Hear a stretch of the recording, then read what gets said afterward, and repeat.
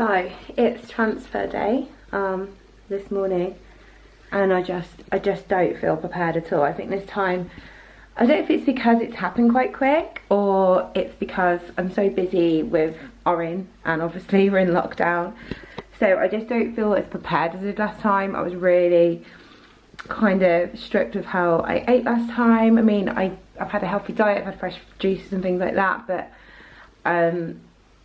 I don't know, I've just not been as strict. So I've got, and I don't know, just got this feel, I'm just not feeling as confident this time. But there's no valid reason. I mean, they've given me really, really good odds of about 60 to 70%. But I don't know, it's very, very weird. And I think this time, because I'm doing it in private, it's only me and Tom that knows. Because I'm obviously delaying these videos, I just felt like I needed to this time because I was just contacted a lot throughout last time, and it was a bit too much, and there was quite a lot of pressure. So I don't know, yeah. So I've just took my estrogen and pessaries, and I've got to be there for 11:30, and transfer's going to be at 12. Tom's coming with me now, but he's got to stay in the car. So I just think it's that as well, that I'm going to be laying there with a mask on, having transfer on my own, and that sucks. But you know, it is what it is. It's fine. I completely understand the reasons, but I feel like, I think last time as well, if you watch my transfer video, we had such a good day, we had so much fun, but obviously everything's closed, so we can't go anywhere afterwards. So it's literally going to be drive there, get a gown, get ready, have it popped in and leave, and then just come home. Yeah, I don't know, we'll see. I'll do a little update afterwards and tell you how I'm feeling and stuff. I seem to remember last time that I had a little bit of abdominal pain where the catheter went in. Not pain, it was more discomfort, and I could kind of feel it, and I was very, very bloated.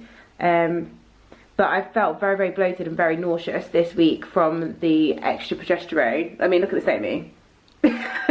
She not look good. She not look good at all. Yeah, so I've felt really bloated and quite nauseous. I haven't had headaches this time, and last time my boobs really, really hurt, but this time, I don't know if you've seen my last videos, they went massive. But I've been on a higher dose of HRT since having Orin, so I don't know if that's made a difference or my body's just changed in balance. I mean, you saw the results from my lining. My body's just changed postnatally. I don't know. So, yeah, right, get myself ready, get in the car, and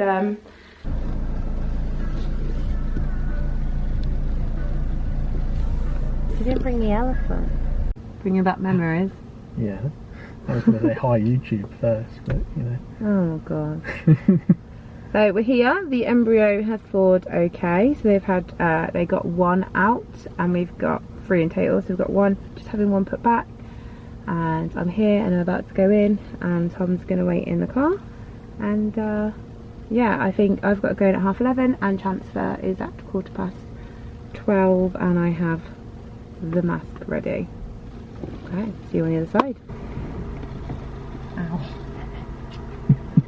Sorry. At least you got that on video. How slick you are. Yeah, smooth. Take it off and give me a proper kiss.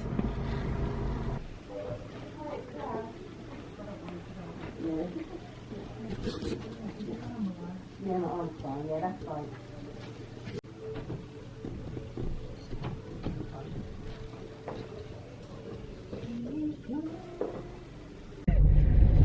So I'm all done, I'm out. I was in and out, well, in under an hour in the end, but the actual procedure was minimal again.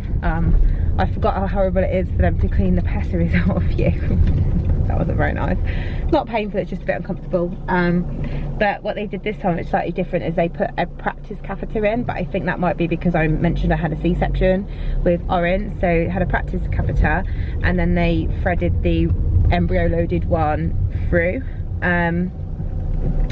And yeah, that was it. It's such a quick procedure, it's crazy when you think about everything that you go through, and then the actual thing is minutes. It wasn't even 10, I reckon I was probably in there about 5 minutes. But the embryo was an expanded blastocyst, and it was a grade 2.2, and they grade theirs 1 to 3, well, in numbers, but 1 to 3 are top grade. So the same grade embryo and same sort of development as Orin was, and my test date is in 13 days. So I have the kind of aftercare that they gave, and it's exactly the same as last time. It looks a little bit more lengthy, is you basically kind of treat yourself as you're pregnant. Okay, so it's 8:30 I think now, so it's the evening.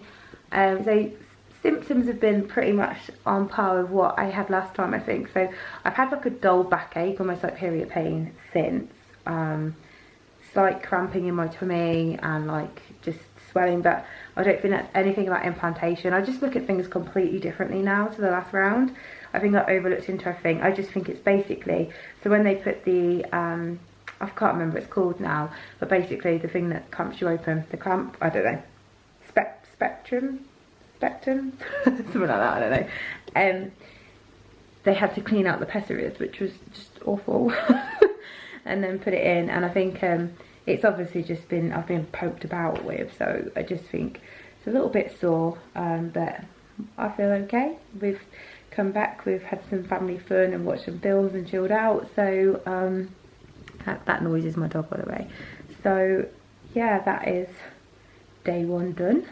I'm just trying to kind of put it to the back of my mind. I don't want to be as obsessed with it as I was last time, but I think because I've got a little one, that's going to be a nice distraction. But anybody that's going through it, I just try not to look into every single symptom, because a lot of it is the drugs, a lot of the tummy cramps are the progesterone, and I'm not sure if you're on estrogen. Normally I'm on estrogen because of my early menopause, but I don't know if that's normal, like ONEG IVF, if you're on estrogen and the progesterone, but I'm obviously on both to quite a high dose, so a lot of the symptoms are caused by that. The only one I had last time, which I knew wasn't the drugs, was the metal taste in my mouth, and my friend had told me that she got that when she was pregnant naturally, so that was the one that made me think, this has worked, and that's when I tested early. But it didn't achieve anything for me testing early last time. If anything, it made me more obsessed. So my aim is to make it to at least day 10, day 11, but ideally I'm going to try and make it for the 13 days, but we'll see. So I'll do some updates over the next couple of days. Yeah.